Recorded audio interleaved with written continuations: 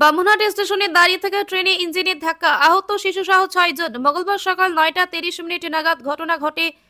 দুর্ঘটনায় ট্রেনের একটি বগি ক্ষতিগ্রস্ত হয় এবং 2 শিশু সহ মোট 6 জন যাত্রী আহত হয়।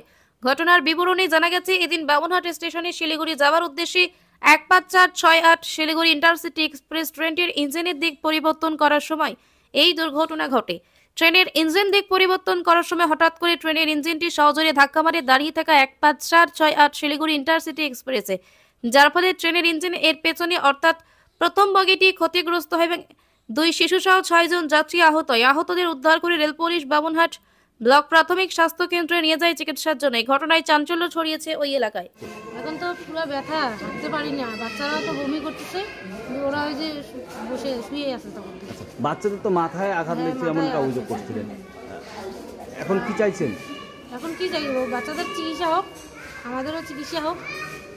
কি প্রতিশ্রুতি দিল রেল কর্তৃপক্ষ? কিচ্ছু দেয়নি, কোনো প্রতিশ্রুতি দেয়নি এখনো।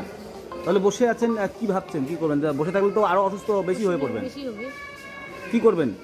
কি বলে শুনি আগে একটু পরে, তারপরে এখন কি করা যায়, বাড়িতে তো যাইতে পারবো না। কোথায় যাচ্ছিলেন জানো? এই যে মারবাজার ওদলাবাড়ি। শিলিগুড়ির পাশে। আচ্ছা, এখানে কোথায় এসেছিলেন? এখানে আমার চাচার বাড়িতে আসছিলাম, কাকার বাড়িতে। আচ্ছা, কখন এই দুর্ঘটনা কখন হলো? এই যে 8টায় মনে হয় 50 সাড়ে 8টায়। 8:30। কি নাম আপনার? রেনু খাতুন। যারা 2 শিশু আহত তাদের কি নাম? আরমান হক আর এমডি হাসান। বয়স কত কত তাদের? একটা 11 হ্যাঁ। আর একটা 10।